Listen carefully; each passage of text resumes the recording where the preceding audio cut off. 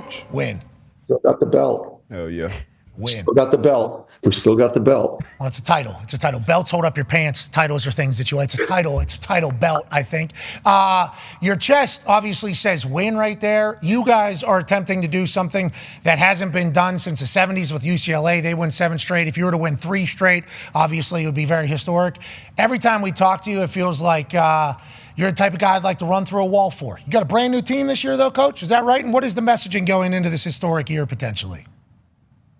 A brand new team, Pat and the boys, brand new team, man. But the program's at where the program's at. The standards are what they are for us right now. We're right where we want to be. We feel like we got like another really, really talented roster. With tons of depth and some high-end NBA talent, as well as the work we've been putting in. We've been working since June, man, just getting ready for these 5 months about to tip off for us tomorrow night. And, so the work rate has been off the charts for us. And obviously, the confidence in the program is real high. I have confidence in your program as well. This program loves your program. Always. We love the way you operate up there. And I think, your name was getting floated around for some NBA jobs very loud. And then you re-signed with UConn. Congrats to you and to UConn. But our conversation was about your culture. And you said the standards are what they are there. What do you feel that is? And do you feel it's just a natural thing as soon as you get in the locker room, you feel it? And can you bottle that forever? That seems like to be what every coach is looking for, right? Yeah, I think nowadays with NIL and portal and all the the transactional feel of college sports, I think culture is more important than ever. I think if you have like a rare culture in terms of it shouldn't even be old school values, man. It should just be what's right. There's nothing old school about like holding each other accountable. Like having an incredible work ethic, being incredibly competitive, like being willing to sacrifice for the betterment of a group. Like, like that shouldn't be old school values. That should just be the way that organizations and human beings go about their business. And, that's just the way that we go about our business here. And when you do that with NBA level talent, you could have, the back-to-back results. And then obviously, we're process focused, man, but we know the enormity of what's at stake for us this season. Okay, so whenever you think about, by the way, saying it's old school shouldn't be old school. It should be all schools. Should be like hard work, buy-in, everything like that. Amen, Coach. And I think that is why your players are ready to run through a wall for you. You added in the NBA talent. Obviously, recruiting gets a little bit different. Whenever you win a couple national championships, people see what is possible up there. Are you the type of coach, and you said we're process-driven, but I think I read an article this morning about a trophy on an easel so the boys know what they're playing for.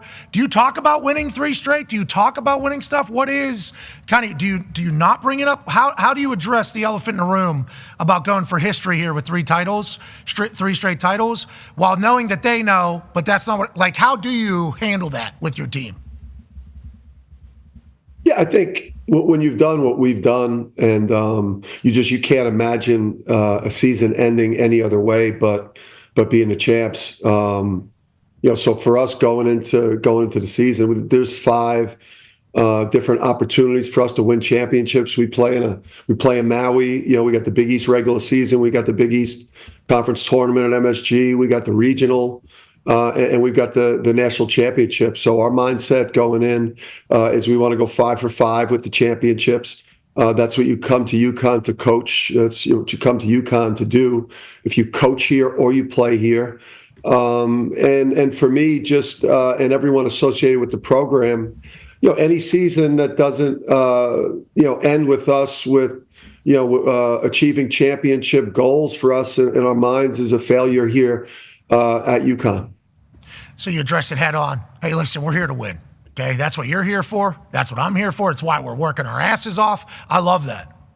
They all know. I mean, they all know. And unlike a lot of other, I'd say like fan bases here, you can't build a great brand at UConn just by posting TikToks and showing up and making appearances at in different events and try to become a celebrity sports person. Like this is a place that's built on ball players, man, just like ball players that want to win shit and, want to obviously, be fierce and play with a lot of force, but win, man, ball players. Hey, isn't that the quickest way to build your brand? I feel like people forget that. And I have a For the Brand shirt on that was started for kickers and punters after I retired, but it's like, if you win, that's good content. Mm-hmm. That's really good. That's the best content you could actually make. If you want to be an influencer and build your brand and everything like that, be good at what you do. I had a conversation with Peyton Manning early in my career, because he's in all the commercials and everything like that. I'm like, hey, that's where you're getting the real money from, right? Peyton, you're getting like the real money from that. And he's like, yeah, but Pat, none of that comes if I'm not who I am on the field, like some people get twisted, like they think that is the main thing. That is not the main thing. The main thing is this, then all this comes with it. Feels like there is a generational gap when it comes to that, thinking that the main thing's the outside shit as opposed to the actual thing that is bringing everything else. I like that you can seemingly find guys that understand that, or is that in recruiting you figure that out, or how is that just kind of hammered home? Yeah, I just think, we're in the real world. I mean, the real world is like actually what's about to happen down there in practice. As soon as I jump off with you guys, and then the real world is what's going to actually happen in the game, and then the real world is like, the relationships and how hard we're working. We're not trying to post our way to creating an image of success. Like we want to play great and we want to dominate and we want to win championships in the real world. While the people that love us and support us that have been along with us on the journey, like they're actually with us at the games in the real world, not a it's a metaverse. I'm not, but I always get surprised on Instagram if I see one of my players post something. It's always surprising because it's just not what we're about. Isn't that crazy in 2024? Yeah. This is the back-to-back national champions right here. It sounds like you're speaking from a completely different universe, but I think having focus is how you win, and it's an interesting dilemma. Now, whole new crew. Speaking of that, Connor has a question for you. Yeah, Coach, who's kind of the leader in the clubhouse this year? Obviously, you sent a lot of guys to the NBA this past offseason, which is awesome. And, to everything you're saying, that's kind of why you want to play for UConn, because those opportunities come. But who's the guy that's kind of setting the culture for the rest of the guys, kind of that seasoned vet that helps you kind of make sure the culture and everything is still in place as you guys go forward this year? Yeah, Connor. So we got this guy now. He'll be a 3-year starter, and the whole program changed a couple of years ago when Alex Caravan entered the lineup, and this thing became what we're pursuing here in a dynasty with a three-peat. Like this guy's an All-American candidate, a potential Big East Player of the Year. He's going to lead us this year. Both with his production, big-time shooter. Versatile offensive player, super smart guy, but really gives the group confidence. So he's a critical player. We got a freshman named Liam McNeely that is going to be one of the best freshmen in the country, if not the best. The guy's a total killer. Oh, yeah. And then a lot of our season, we got some sophomores, I think, that are about to take off here. Some kids that we convinced to stay here, and they didn't play as much as they wanted to as freshmen, but they saw some openings in our program to the NBA draft. They were going to present opportunities for them. So we got some sophomores that I think are about to take off like rocket ships. Solo Ball, great name, Solomon Ball, Solo Ball, Jaden Ross, and Jalen Stewart. So we got 3 sophomores I think are going to make a big jump. Is that, you said that guy's name's Alex Caravan? Caravan. But on the Caravan, they do some weird stuff with his name. No, yeah, that's what I was about to say. Is like you had Kling Kong last couple of years. Now you got the Caravan. Mm-hmm. Caravan. I mean, these names. Solo Ball. Ball. Oh my! D-Bud has a question for you. Yeah, a lot of these names obviously are the people that have been there, and then new guys coming in. Hey, Coach, let's go. Let's go. Yeah, Let's go. Huskies. But okay. Is it easier or harder for you? Kind of, you talked about old school, but is it easier or harder for you to kind of, I guess, recruit and vet guys that are coming into your culture compared to 10, 15 years ago when you're building a college program? Yeah. I just think we use a filter system, and it's just by being authentic and not trying to misrepresent, the demands of the program, what it's going to be like to play here, just how demanding I am as a coach, how the expectation is it's going to be about, UConn's success, and then we're going to do everything in our power to get you to your individual goals. But we're ourselves during the recruiting process. So when the guys come on visits, I'm just authentically myself. I don't try to be somebody I'm not. I make them watch a practice so they see how on their ass the players, just what the coaching style is, what a practice is like. They see the viral clips, but until you see that go on for 2 hours, you got to then make a decision whether you want to be a part of that type of working environment. So, we don't overpromise things. Our recruiting pitch is not about outbidding people in the NIL. I think it starts in recruiting. You've seen the clips, but until you felt it for 2 hours, welcome to the Thunderdome, brother. Hell yeah. Welcome to the Thunderdome. Are you still as hungry as ever, huh? That's never going to leave? Yeah, you get the residual confidence. I think, you look up at the banners, you see the trophies, you got a different, lightness to you and a different level of confidence. But the level of desperation, it's just like when you've done it back to back, and when your off season feels the way our off seasons have felt, just being the champs and doing it 2 in a row and living life that way, you can't imagine a summer, not with the crown. You're addicted to confetti, pal. I mean, that shit is only possible if you put in all the work, but it's easy to get soft when you're sleeping on satin sheets too. So it's like your work ethic and your competitive spirit is one I think that everybody loves. Before, it's not jarring when you take the court in those types of big games as you advance in the tournament. And then those types of games get you ready for the Big East too. When you play like top of the food chain, non-conference games, it gets you ready for the true rigors of the Big East. Like the Big East is, it's a monster, man. The games are so physical.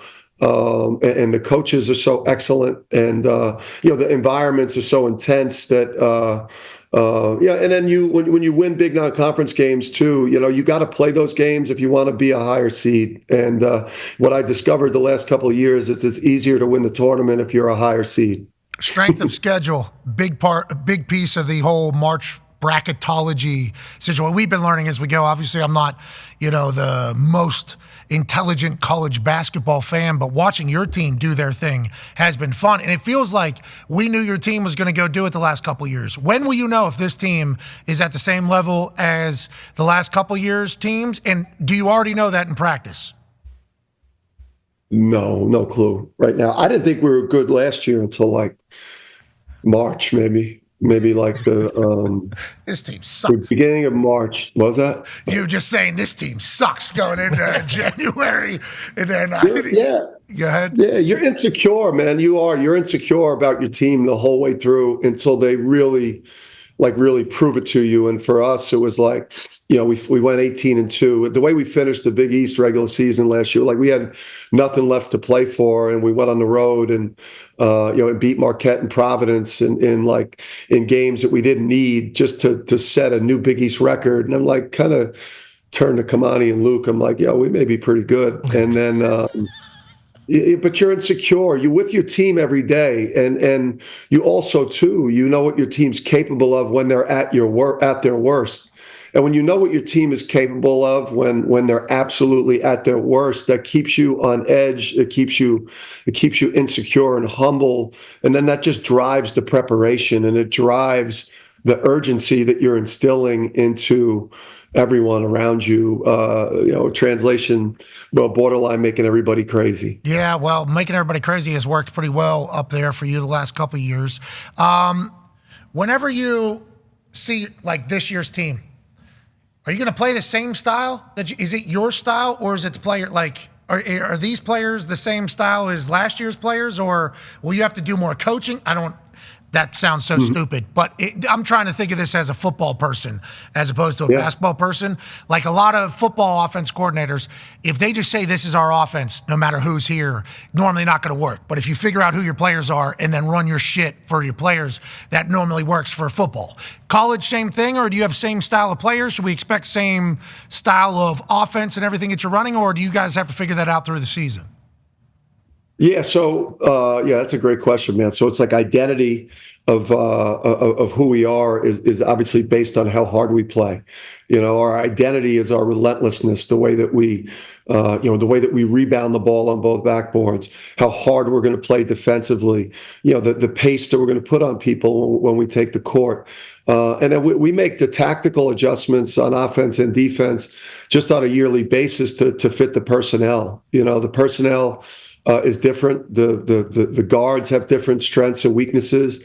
The wings, the centers, it's a different type of team. So, we believe in a lot of player movement. We believe, in the ball moving and there not being a ton of dribbling. We like to keep that ball energized. But the tactics of what we do on both sides of the ball definitely changes. Because the skills and abilities of the guys have changed.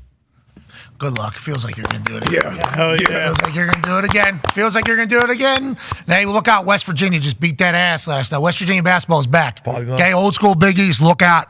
Look out. Okay, I don't know if you need to start watching film for the Elite Eight or Final Four. West Virginia's going to be there. Something to think about. Let's go to the NFL. We know you have your eyes on the NFL. Tone has a question for you. Yeah, Coach, I'm not sure if you saw the Bengals are in third place in the AFC North.